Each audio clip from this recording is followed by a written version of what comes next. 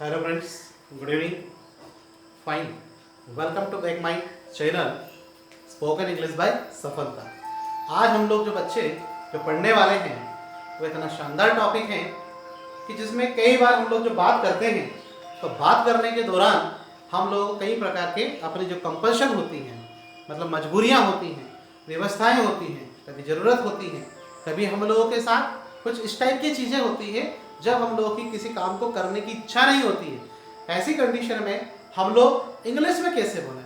जैसे आज मुझे वहाँ जाना पड़ा है ना, मुझे तो कि ये काम करना पड़ता है ना, मुझे वो उसकी बात मानना पड़ती थी, मुझे वहाँ होना पड़ता था, मुझे उसे ये बात कहना पड़ती थी। इस टाइप की जो कोई चीज़ें होती हैं, जहाँ कंपल्शन, जहाँ कोई चीज़ होती है, जहाँ मजबूरियाँ जहाँ पर होती है, जहाँ पर व्यवस्थाएं होती हैं, व्यवस्था जहाँ होती है, वहाँ पर हम लोग use of has to and have to का प्रयोग करते हैं। तो देखें, आप लोग बोर्ड की स्क्रीन पर देख सकते हैं डियर स्टूडेंट्स कि use of has to, have to and had to का आज हम लोग ये प्रयोग सीखेंगे। सीखने से पहले मैं कई बार आप लोगों को बोलता हूँ कि सबसे पहले आप, अगर आपको इस चैनल का, इस वीडियो का ज़्यादा से ज़्यादा अगर आप लोगों को फ़ायदा उठाना है, एडवांटेज अगर आपको उठाना है, तो सबसे पहले आप लोगों को इस चैनल को सब्सक्राइब करना पड़ेगा। सब्सक्राइब जितना ज़्यादा आप करेंगे उतने ज़्यादा नए नए वीडियोस आप लोगों को मिलते चले जाएंगे और आपकी इंग्लिश सीखने में की जो ललक है वो बहुत अच्छे से पूरी होगी और आप सुगमता के साथ तो इस चीज़ को कर पाएंगे। So we are going to start this videos. तो use of has to, have to and had to में देखा व्यवस्था, अनिवार्यता, जरूरत।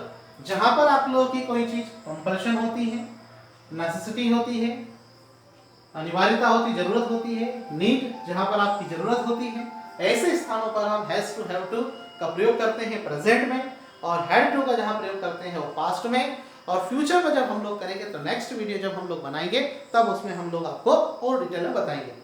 अब बात ये आती है कि use of has to, have to और हैड टू का प्रयोग हम किस तरीके से करें। तो इसके लिए डियर स्टूडेंट्स, आप लोगों को मेरे जो पुराने जो वीडियोस हैं उन वीडियोस का आप लोगों को क्या देखना पड़ेगा। उसमें बहुत डिटेल में मैंने यूज ऑफ हैज, हैव और हैड टू को हैड को समझाया है, और उससे एक कदम आगे की जो चीज है आज हम लोग बात करने वाले हैं use of has to, have to and had to के बारे में।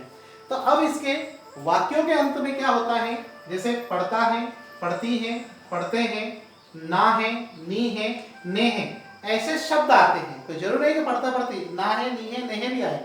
अब इनको दो कैटेगरी में हम लोगों ने बांटा है, कैटेगरी ए और कैटेगरी बी।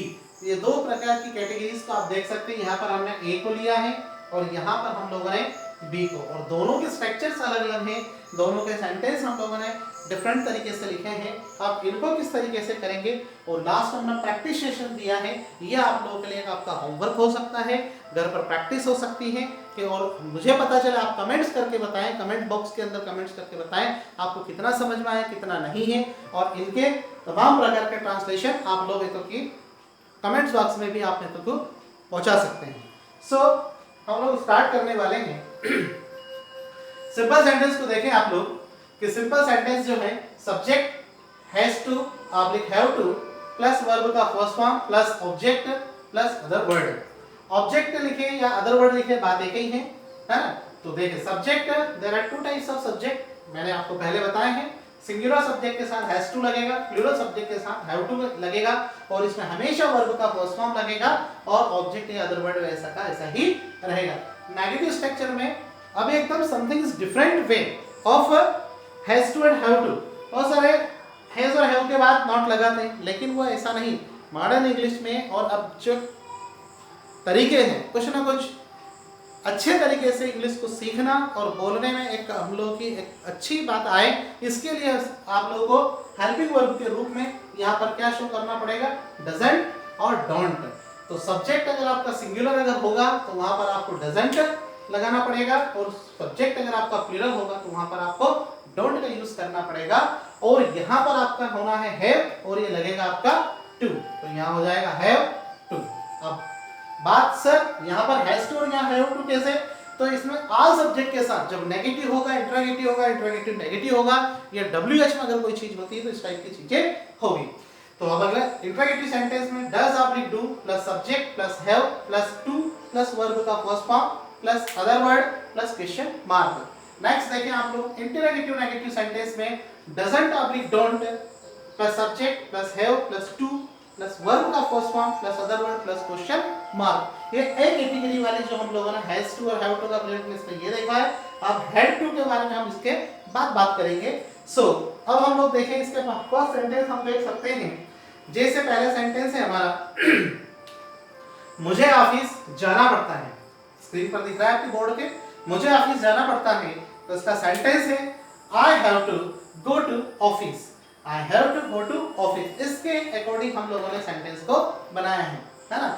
अगला है मुझे ऑफिस नहीं जाना पड़ता है, तो इसके लिए आप लोग देख सकते हैं यहाँ पर I don't have to go to office. या नेगेटिव स्ट्रक्चर में देखें सब्जेक्ट के साथ डोंट लगना है और यहाँ पर है टू वर्ब का फर्स्ट फॉर्म, तो यह हो गया आपका I don't have to go to office. क्या मुझे ऑफिस जाना पड़ता है, तो हेल्पिंग वर्ब पहले हो गए, तो do I have to go to office. Last में क्वेश्चन मार्क लगाना ना भूलना। बेटे सीधे बैठो जरा, क्या कर रहे हो तुम लोग, सीधे ध्यान दो जरा बोर्ड पर। क्या मुझे ऑफिस नहीं जाना पड़ता है, इसके लिए लगना है आपका don't I have to go to office. इस तरीके से करके आप प्रेजेंट के जो हैज टू और हैव टू का सेंटेंस बना सकते हैं। नेक्स्ट हम लोग देखते हैं, नेक्स्ट सेंटेंस है हमारा उसे कभी कभी वहां काम करना पड़ता है। आप सेंटेंस पे देख सकते हैं, यहाँ था मुझे ऑफिस जाना पड़ता है, तो आया लास्ट में पड़ता है। उसे कभी कभी वहां काम करना पड़ता है, यहाँ भी आया है पड़ता है। और हमें अपने बच्चों के लिए कुछ करना है, नेक्स्ट सेंटेंस में करना है, तो देखिए आपका है ना है। मतलब जरूरी नहीं है कि आपका ये सेंटेंस लास्ट में ये वर्ड आएगा, सेंटेंस के लास्ट में आपका ना है नहीं है भी आएंगे। प्रेजेंट के लिए बात कर रहे हैं हम लोग हैज टू हैव टू में। सो कम टू द पॉइंट, तो उसे कभी कभी वहां काम करना पड़ता है, तो उसे के लिए या तो ही लगाए या शी लगाए। हम लोगों ने यहाँ पर शी लगाया है, तो she has to work there sometimes. अब नेगेटिव क्या होगा, तुम बोलो, बहुत बढ़िया। उसे कभी कभी वहां काम नहीं करना पड़ता है, तो इसका हो जाएगा सी। अब सिंगुलर सब्जेक्ट है इसलिए क्या लगना है यहाँ पर डज, और नेगेटिव हो जाएगा तो क्या होगा डजंट। तो शी डजंट हैव टू, क्या होना है she doesn't have to. Structure के अकॉर्डिंग देखें आप लोग, तो उसे कभी कभी वहां काम नहीं करना पड़ता है, तो she doesn't have to work there sometime। मतलब जो हैज है वो किस में चेंज हो जाएगा, have to में। बिल्कुल सही। अगला क्या उसे कभी कभी वहां काम करना पड़ता है, तो does पहले आएगा, तो होना है does she have to work there sometimes question mark. इस तरीके से करके आप लोगों को सेंटेंसेस बनाना है। जब मैं बोलता हूँ क्वेश्चन मार्क, तो आपको बोलना नहीं है, केवल मैं समझाने के लिए बता रहा हूँ आप लोगों को। देखिए नेक्स्ट सेंटेंस, हमें अपने बच्चों के लिए कुछ करना है, हमें अपने बच्चों के लिए करना है, तो हमें के लिए क्या आएगा वी। बिल्कुल सही। तो we have to do something our children. हमें अपने बच्चों के लिए कुछ करना है, तो सेंटेंस होगा we have to do something our children. हमें अपने बच्चों के लिए कुछ नहीं करना है, ऐसा तो हम बोलेंगे नहीं, है ना। अब बोलना भी है तो भी वो बता सकते हैं। अब इस सेंटेंस के अकॉर्डिंग, तो वी डोंट हैव टू, क्या होना है we don't have to do something our children. क्या हमें हमारे बच्चों के लिए कुछ करना है, क्या हमें हमारे बच्चों के लिए कुछ नहीं करना है, हमें हमारे बच्चों के लिए क्यों करना है। ये तमाम प्रकार के जो सेंटेंसेस हैं वो स्ट्रक्चर के अकॉर्डिंग आप कर सकते हैं, चाहे वो WH में हो, चाहे आप यस और नो के क्वेश्चंस हो।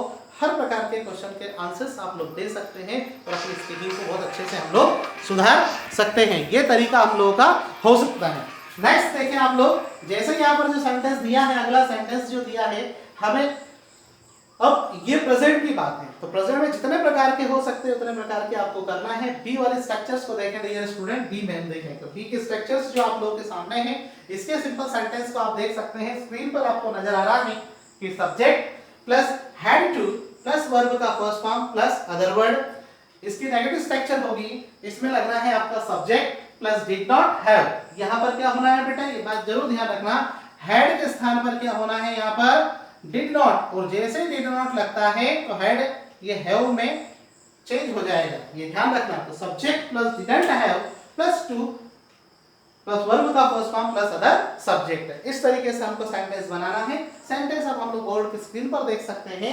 यहाँ पर देखें, हमने देखा है कि हैड टू का जहाँ यूज होना है वहां पर क्या आना है आपका, देखें आप बोर्ड पर देखें, पढ़ता था, पढ़ती थी, पढ़ते थे, या ना था, नी थी, ने थे, था, थी, थे, इस तरीके से करके हम लोग इस बात को समझ सकते हैं। देन तो सेकंड सेंटेंस देखिए बेटा, हम लोग यहाँ पर देखें बी की जो स्ट्रक्चर है उसके अकॉर्डिंग देखें हम लोग तो हाँ, खुशी को रोज सुबह जल्दी उठना पड़ता था। अब देख सकते हैं हम लोग, इसको ट्रांसलेट करें, खुशी को रोज सुबह जल्दी उठना पड़ता था, तो क्या लिखेंगे, खुशी, अब पास्ट की बात है मतलब हैड का यूज होना है, खुशी हैड टू, तो लगेंगे लिखेंगे हम लोग यहाँ पर खुशी हैड टू। अब यहाँ पर उठने के लिए गेट अप या वेकअप भी कर सकते हैं आप लोग, तो Khushi had to wake up, खुशी को रोज सुबह जल्दी उठना पड़ता था, तो Khushi had to wake up early in the morning, EARLY, early in the morning. अब क्या है, खुशी को रोज सुबह जल्दी के लिए हो गया अर्ली, सुबह के लिए हो गया इन द मॉर्निंग, खुशी को रोज सुबह जल्दी उठना पड़ता था, तो Khushi had to wake up early in the morning या खुशी had to get up early in the morning, इस तरीके से हम सेंटेंस को बना सकते हैं। अब खुशी को रोज सुबह जल्दी नहीं उठना पड़ता था, तो क्या बोलेंगे, खुशी did not have to, बहुत बढ़िया, तो यहां पर होना है खुशी didn't have to wake up early in the morning. इस तरीके से सेंटेंस हम नेगेटिव, इंट्रोगेटिव, नेगेटिव और WH में करके हम लोग बना सकते हैं। इस टाइप से सेंटेंस है डियर स्टूडेंट्स। अब आगे देखें आप लोग, इस प्रकार से मैक्सिमम सेंटेंस हम लोग बना सकते हैं। सो सेकंड सेंटेंस को देखें आप लोग, तुम्हें मेहमानों को खाना परोसना था। अब तुम्हें मेहमानों को खाना परोसना था, तो यहाँ लिखा है you had to serve food to guests.